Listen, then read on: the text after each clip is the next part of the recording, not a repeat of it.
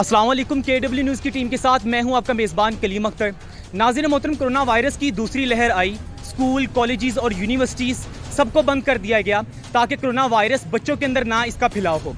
और इसके बाद जैसे ही इसकी रीओपनिंग हुई है तो स्कूल, कॉलेज और यूनिवर्सिटी यानी कि हर एक इंस्टीट्यूट के बाहर बच्चे एहतजाज कर रहे हैं। और जब बच्चों से पूछा गया कि आप एहतजाज क्यों कर रहे हैं तो उन्होंने अपना मौक़िफ़ दिया कि हमें ऑनलाइन क्लासेस दी गई हैं तो हमारे इम्तिहानात भी ऑनलाइन ही लिए जाएं। एक तरफ तो वो, दूसरी तरफ मेरे अक्कम में देख सकते हैं कि यहाँ पर भी एहतजाज हो रहा है। ये जो बच्चे हैं CFE ग्रुप ऑफ कॉलेज के बच्चे हैं और इस वक्त ये एहतजाज कर रहे हैं पंजाब वेलफेयर वर्कर्स सोसाइटी के बाहर। इनका कहना यह है कि हमें ब्लैक लिस्ट किया गया है बगैर किसी भी वजह के और हमें स्कूल से कॉलेज से बाहर निकाल दिया गया है और हमें क्लासेस नहीं जो हैं वो लेने दे रहे। हमें बिल्कुल भी किसी भी किस्म के इम्तिहानात भी नहीं लेने देंगे। उनका कहना यह है जो कॉलेज के अंदर इम्तिहानात होते हैं, अब जानना इनसे ये है कि इनको क्यों ब्लैक लिस्ट करके बाहर निकाला गया है। तो ये जानते हैं वजह कि अब इनका मौक़िफ़ क्या है। आइए। अस्सलाम वालेकुम। वालेकुम सलाम। जी, आप यहाँ पर क्यों एहतजाज कर रहे हैं? सर, हम वर्कर वेलफेयर बोर्ड से अपनी एजुकेशन कर रहे थे। CFE कॉलेज के नाम से दारा है कलमा चौक पर, वहाँ से हमारी डिग्री कंटिन्यू थी GCF के साथ एफिलिएटेड। सो हमें कल रात को मैसेजेस आए कि आपकी पढ़ाई जो बंद कर दी गई है, क्लासेस ख़त्म कर दी गई हैं। तो उस हवाले से हमने उनसे कंसर्न किया। वो कहते हैं हमारा कोई इशू नहीं है, आप वर्कर वेलफेयर बोर्ड जाएँ, वो हमें ग्रांट देंगे, हम स्टडी कंटिन्यू करेंगे। तो जब हम यहाँ आए, इन्होंने कहा वो इदारा ब्लैक लिस्ट है, उसके बारे में हम कुछ नहीं कह सकते हैं, आप हमारे साथ कोऑपरेट करें। आप नहीं, मतलब ब्लैक लिस्ट का मतलब क्या है? ब्लैक लिस्ट एक होता है ना कि बच्चे जो हैं वो बाहर निकाल दिए जाते हैं। कुछ ऐसे होते हैं जिनका जो ग्रेड होता है वो तवक्कुआत के मुताबिक नहीं आता। कुछ ऐसे होते हैं जो अपनी फीस जो है वो जो तारीख होती है मौजूदा उसके ऊपर नहीं दे पाते। उन किसी भी बात से कोई कंसर्न नहीं है। हम फ्रेशर्स थे, बाकी कई हमारे सीनियर हैं जो सेकेंड थर्ड किसी भी सेमेस्टर के थे, लेकिन उनको इस बेस पे नहीं निकाला ग्रेड या किसी और वजह से।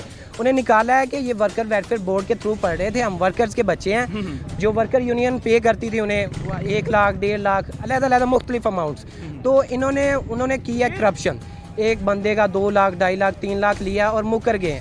तो इन्होंने अब दोबारा पैसे लेने की कोशिश की है वर्कर बोर्ड से। उन्होंने कहा हम आपको ग्रांट नहीं देंगे, हमने आपको ऑलरेडी दे दी है। तो इन्होंने ये मैसेज किया हमें आपका वेलफेयर हमें ग्रांट नहीं मिली आपकी क्लास। यानी कि इनका कहना ये है कि हम लोग वर्कर्स के जो हैं वो बच्चे हैं और जहाँ पर भी इनके जो वालिद हैं, ये जो भी इनके आबाउजदाद में जो भी फैमिली मेम्बर्स हैं वो काम करते हैं, उनकी तनख्वाह में से कुछ हिस्सा काट लिया जाता है। अगर फ़र्ज़ किया जाए कि अगर 20,000 उनकी तनख्वाह है तो उसमें से 400-500 जो है वो निकाल लिया जाता है ताकि उनके जो बच्चे हैं जो अलहाकशुदा होते हैं वो जाकर वहाँ से तलीम हासिल कर पाएँ। लेकिन इनका कहना यह है कि इस सोसाइटी की जानिब से पैसे नहीं दिए गए। ऐसा ही है? सोसाइटी ये कह रही है कि हमने पैसे दिए थे, CFE वालों ने करप्शन की है, हमने दिए थे पैसे, लेकिन अब हम उन्हें नहीं दे रहे हैं। वो ब्लैक लिस्ट होगी, एंटी करप्शन वालों का उन पर केस है, तो हम उन्हें मोर कुछ भी नहीं। अच्छा, इस वजह से ब्लैक लिस्ट? हाँ जी, एक बात सही जी। आपने ये मौक़िफ़ सुना, इसके बाद दूसरे स्टूडेंट का भी देखते हैं कि वो अपना मौक़िफ़ क्या देते हैं और वो किस वजह से जो है यहाँ पर एहतजाज कर रहे हैं। और ये काफ़ी ज़्यादा आप देख रहे हैं कि हर यूनिवर्सिटी के बाहर लास्ट टाइम जो है LC के बाहर भी एहतजाज किया गया, नमल यूनिवर्सिटी के बाहर एहतजाज किया गया, क्योंकि उनका तो मौक़िफ़ था वो अलग था कि हमने जो ऑनलाइन क्लासें ली हैं तो हमारे इम्तिहानात भी ऑनलाइन ही लिए जाएँ, जबकि इनका मौक़िफ़ थोड़ा सा अलग है और बड़ा कॉम्प्लेक्स है। ये पूछते हैं, अच्छा बताइए, ये जो मसला चल रहा है ये कितनी देर से चल रहा है?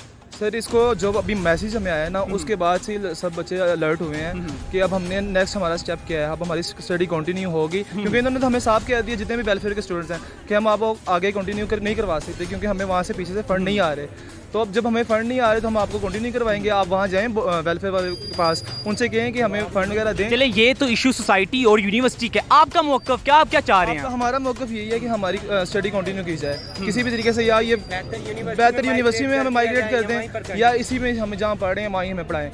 जो हम पहले भी पढ़ रहे थे, जिस तरह हम पहले पढ़ रहे थे, हम उसी तरह आगे भी पढ़ना चाह रहे हैं। यानी कि इनका कहना यह है कि जो यूनिवर्सिटी और सोसाइटी के दरमियान जो भी इख्तलाफात हैं वो खुद इसको फेस करें।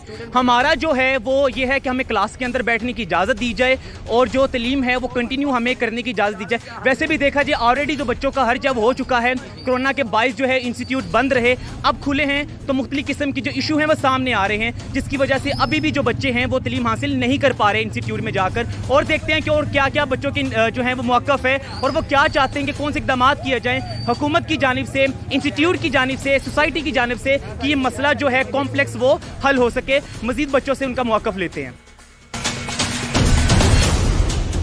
आपका क्या मौक़िफ़ है, आप यहाँ पर क्यों एहतजाज कर रहे हैं? एहतजाज बेसिकली इसलिए कर रहे हैं क्योंकि हम पहले बेसिकली वेलफेयर बोर्ड के स्टूडेंट्स हैं, तो हमारे 3 सेमेस्टर हो गए हैं CFE में।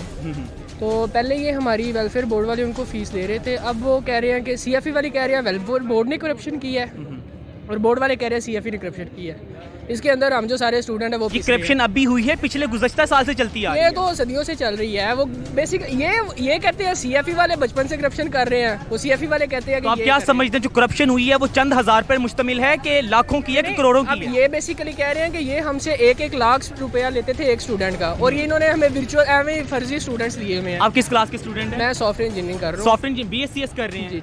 जी SC कर रहा हूँ। अच्छा, तो आप सॉफ्टवेयर इंजीनियरिंग कर रही हैं, तो ये मामला जो फर्स्ट ईयर सेकंड ईयर के साथ भी है कि जो ग्रेजुएशन के लेवल सारे जितने भी है ना स्टूडेंट्स वेलफेयर बोर्ड के जो इंटर कर रहे हैं या जो ग्रेजुएशन कर रहे हैं सब, यानी कि इसका मतलब ये है कि वहाँ पर जितने बच्चे पढ़ रहे हैं सबके साथ यही इशू है।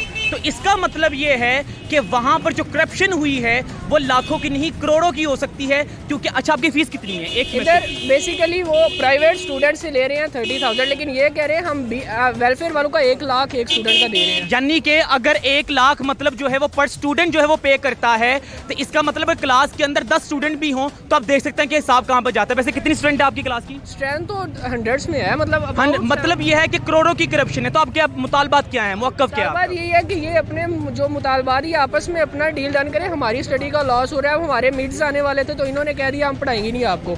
तो यहाँ पर जो आप बाहर रोड पे निकले हैं या आप लोग खुद निकले हैं कि कॉलेज की तरफ से कहा गया है कि जाके वहाँ पर एहतजाज करें? कॉलेज वालों ने कहा कि आप उधर से हमारा मामला क्लियर करवा दे तब हम आपकी क्लासेस लेंगे, वरना हम आपको जानते ही नहीं। देखिए ये सारा निज़ाम है हमारा कि बच्चों को कहा जा रहा है कि वो जो तालीम हासिल करने के लिए किसी भी यूनिवर्सिटी कॉलेज इंस्टीट्यूट जाते हैं और उनको कहा जा रहा है कि आप लोग जाके वहाँ पे एहतजाज करें। मतलब उनकी कोई अथॉरिटी नहीं है, वो मतलब खुद कुछ नहीं कर रहे, वो बच्चों को कह रहे हैं कि आप लोग आगे और ये मामला जो है वो हल करें। यानी कि बच्चे जो हैं वो इस तरह रोड के ऊपर रहेंगे, एहतजाज करते रहेंगे और आगे जो स्टडी का जो हर्ज है वो मजीद होता रहेगा। इसके अलावा और देखते हैं कि बच्चे क्या कहते हैं। इसके अलावा हम लोग जो है CFE कॉलेज के बाहर भी जाएंगे, वहाँ पर जो उस्ताज़ कराम हैं या इसके बाद उनके जो भी मतलब चांसलर वगैरह हैं उनसे भी बात करेंगे और पूछेंगे कि मतलब क्या इशू है, इससे हल क्या है और बच्चों को कब क्लास के अंदर बैठने की इजाज़त होगी। जी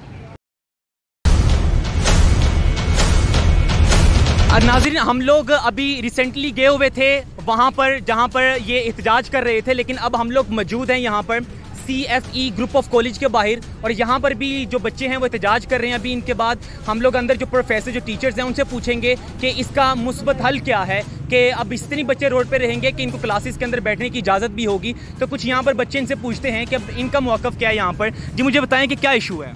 अस्सलाम वालेकुम। सबसे पहले सर जी जो वेलफेयर का इनका इशू था वो अलग है। हम पेड स्टूडेंट हैं, मैंने एडमिशन के टाइम पे 27,000 रुपये इनको दिया था, ठीक है। उसके बाद 3,500 रुपये इन्होंने हमसे रजिस्ट्रेशन के लिए 41,000 रुपये मेरी फ़ीस बनी पर सेमेस्टर, ठीक है। इंस्टॉलमेंट के ज़रिए इन्होंने वो ले ली, ठीक है जी। अब इनका क्लेम ये था कि जी यूनिवर्सिटी ऑफ एजुकेशन से आप पढ़े हैं, आप रजिस्टर्ड हो चुके हैं, लेकिन इस टाइम तक हमें 28 माह हो गए हैं, हमारे मिड्स हो चुके हैं। इस टाइम तक हमें यूनिवर्सिटी ऑफ एजुकेशन की तरफ से कोई नोटिस नहीं आया, हमें रजिस्टर्ड नहीं किया गया, ना हमें रोल नंबर मिले हैं, ठीक है। रोल नंबर अलॉट नहीं हुए, इसकी हमें बस हमारा ये क्लेम है कि हमें यूनिवर्सिटी ऑफ एजुकेशन की रजिस्ट्रेशन दिखा दें और एक ये दिखा दें कि ये जब ब्लैक लिस्ट हुआ था तो ये ब्लैक लिस्ट का इनका केस इन्होंने विन किया या नहीं किया। हम ऐसे इदारे में ना पढ़ रहे हो कि जो ब्लैक लिस्ट हो और आखिर में जाकर हमारी डिग्री क्लास में जहाँ पर वर्कर के बच्चे पढ़ रहे हैं वहाँ पर कुछ ऐसे भी जो प्राइवेट पढ़ रहे हैं। जी सर, हमारी क्लास की 78 स्ट्रेंथ है, जिसमें से तकरीबन 12 से 13 स्टूडेंट पेड हैं, बाकी सारे वर्कर वेलफेयर के हैं। परसों इन्होंने मैसेज किया वर्कर वेलफेयर के बच्चों को कि हम आपको नहीं पढ़ा सकते, ठीक है। उन्होंने इनको क्लास से निकाल दिया, हमारे इन्होंने अलग ग्रुप बना दिया, क्लासेस लगा दी, ठीक है। अब हम वर्कर वेलफेयर पहले जो वर्कर के बच्चे वो बाहर निकाल दिए जी, पहले इन्होंने और जो प्राइवेट थे जिन्होंने पूरी पेमेंट की हुई थी जी, इनको अलग ग्रुप बना के इशू क्या बना, अब बाहर क्यों है? अब हम वर्कर वेलफेयर के ऑफिस गए हैं, उन्होंने हमें ये कहा है कि इन पे जी जनाब एंटी करप्शन का केस हो चुका है। मेरे मामा एंटी करप्शन में, मैंने उनसे पता करवाया है, बिल्कुल एंटी करप्शन का केस हो चुका है। हमने इनसे क्लेम किया, इन्होंने कहा नहीं जी हमारा केस हम विन कर चुके हैं। हमारा बस ये क्लेम है कि हमारे जो है एंटी करप्शन का केस उन्होंने विन किया है ना, कि कॉलेज ब्लैक लिस्ट से बाहर आ गया, हमें ये दिखा दें। और दूसरा ये है कि यूनिवर्सिटी की रजिस्ट्रेशन हमें दिखा दें, हमारी सिक्योर है, हमारी डिग्री का कोई इशू नहीं होगा हमारा, इसके अलावा कोई और हम नहीं चाहते कुछ भी इनसे, ठीक है। तो आप किस सेमेस्टर के बच्चे हैं? मैं फर्स्ट सेमेस्टर को इस टाइम हूँ। अच्छा, तो यानी कि आप लोगों ने इसका मौक़िफ़ सुना और इसका कहना था कि हमें जो है वो लिस्ट दिखा दी जाए और हमें क्लास में बैठने की इजाज़त, जैसे ही है क्लास में बैठने की इजाज़त दे दी जाए ताकि हम लोग जब स्टडी कंटिन्यू करें, क्योंकि हमारा तो इशू नहीं है, इशू है वर्कर बच्चों का। वो अलहदा ग्रुप बनाए, जैसे पहले ग्रुप बनाया था, तो कम से कम हमें तो बैठने की इजाज़त दी जाए, उनके साथ हमें क्यों रोड पे निकलने पे मजबूर किया गया है, तो हमें क्यों नहीं पढ़ाया जा रहा। तो इनका ये भी है, और जानते हैं क्या क्या इशू हैं और कौन कौन से ऐसे बच्चे हैं जो यहाँ पर अपना मौक़िफ़ देना चाहते हैं और वो क्या मौक़िफ़ देना चाहते हैं और वो क्या कहना चाहते हैं कि इस चैनल के थ्रू कि हमारा जो मसला है वो सोल्व किया जाए और किसी तरह हमें क्लास में बैठने की इजाज़त दी जाए।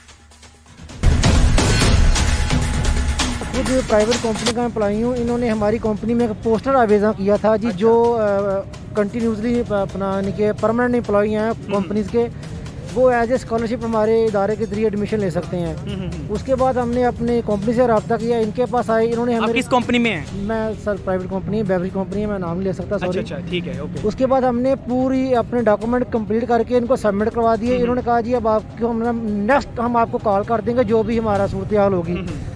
उसके बाद इनकी कॉल आई है जी हमारा कोई वेलफेयर बोर्ड के साथ इशू चल रहा है, आप लोग ऐसा करेंगे आप हमें ना रजिस्ट्रेशन फ़ी आके जमा करा दें, जैसे ही हमारा इशू रिजॉल्व होगा हम आपको रीइंबर्समेंट कर देंगे। उसके बाद मैं खुद कैंपस में आया, आके मैंने 3900 यानी कि 39 रुपये मैंने फ़ी जमा कराई है। इन्होंने बाकायदा उसके ऊपर लिख के दिया जी हम आपको ये this amount will be reimbursement, इसकी रीइंबर्समेंट होगी। उसके बाद सर हमें एक दिन बुलाया गया है 25 नवंबर को, यहाँ पे हमारी फ़िज़िकल क्लास हुई है, इंट्रोडक्शन क्लास हुई है। उसके बाद चूँकि हुकूमती मामलात में वो लॉकडाउन लग गया, इन्होंने हमारी ऑनलाइन क्लासेज जो हैं वो स्टार्ट कर दी। अभी हमारी जो लास्ट क्लास हुई है वो ये संडे को हुई है, 2 क्लासेज हमारी हुई हैं। उसके बाद परसों शाम को मैसेज आ गया जी सोशल वेलफेयर की तरफ से फ़ंड की फराहमी ना होने की वजह से आपकी जो क्लासेज हैं वो ताहाल जो है वो मुअत्तल कर दी गई हैं। उसके बाद हमने कैंपस में रब्ता किया, आगे से हमें कह रहे हैं जी आप वेलफेयर बोर्ड में जाके एहतिजाज करें। भाई हम क्यों एहतिजाज करें, आपका और उनका मामला है। जाहिर बात है ये जो मामला है ये कॉलेज का है और इसके बाद जो सोसाइटी है उसके दरमियान मामला है, उसमें बच्चों को क्यों घसीटा जा रहा है, इनको क्यों बोला जा रहा है कि आप लोग वहाँ पर जाके एहतिजाज करें। अभी आप लोग ने देखा, पहले हम लोग वहाँ पर मौजूद थे सोसाइटी के बाहर और वहाँ पे बच्चे जो है वो एहतिजाज कर रहे थे, और यही मैंने पहले भी कहा कि वो एहतिजाज क्यों कर रहे हैं, क्योंकि कॉलेज की तरफ से उनको भेजा कि भाई आप लोग एहतिजाज करें, यानी कि वो खुद कुछ नहीं कर सकते जबकि ये काम खुद उनका है। तो अच्छा ये मामला, ये सारी स्टोरी है। अब इनको मैंने सुबह से कॉल कर रहा हूँ कि पता करूँ कि हमारी जो रजिस्ट्रेशन हमसे वो फ़ी ली है वो रजिस्ट्रेशन हुई है कि नहीं। कोई बंदा कॉल अटेंड नहीं कर रहा। आने का मकसद, मैं भी ऑफिस से निकल के आया हूँ उसी काम के लिए कि यार मैंने जो पेड की है रजिस्ट्रेशन फ़ीस, हमें बताएं कि उसका स्टेटस क्या है। हमने वो पेड की है ना। मैनेजमेंट स्टाफ से बात की है sir, management staff call attend ही नहीं करता। अच्छा। कैसे हम रब्ता करें, या कॉल अटेंड होगी या यहाँ पे आएंगे। कॉल उन्होंने अटेंड नहीं की। सिर्फ आने का मकसद अब ये है कि वो तो हमने पेड कर दी हुई है रजिस्ट्रेशन फ़ीस, हमें बताएं कि हमारी रजिस्ट्रेशन उन्हें करवा दिया या नहीं करवा दी। अगर करा दिया तो कितनी डिले है उसमें, कोई स्लिप हमें दे दें ताकि हमें ये पता चल जाए कि हमारी रजिस्ट्रेशन जो है वो हो गई है। बाकी जो इनका वेलफेयर बोर्ड का इनका मामला ज़ाहिर है वो तो 2-4 दिन में या हफ्ते 10 दिन में सेटलमेंट उम्मीद है कि वो हो ही जाएगा।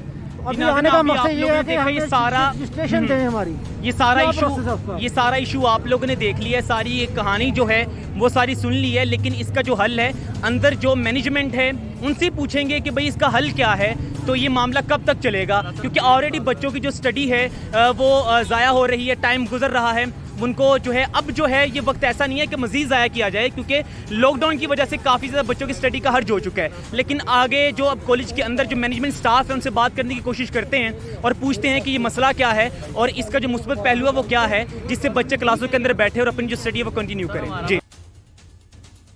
जी, इस वक्त हम लोग मौजूद है जनरल मैनेजर मोहम्मद वाजिद साहब के ऑफिस में। उनसे बात करते हैं कि ये जो इशू चला हुआ है, जो बच्चे बाहर स्ट्राइक कर रहे हैं, प्रोटेस्ट कर रहे हैं, क्यों कर रहे हैं और इसका जो हल है मुस्बत क्या है, इसका फाइनल जो डिसीजन है वो क्या होगा। क्योंकि बच्चों का मौक़िफ़ ये था कि हमें कॉलेज की तरफ से कहा गया है कि आप लोग जाके स्ट्राइक करें, वहाँ पर अपना जो भी मुतालबा है वो वहाँ पर करें, क्योंकि हम लोग नहीं कर सकते, ये बच्चों का कहना था। लेकिन हकीकत क्या है अब इनसे जानते हैं। आइए।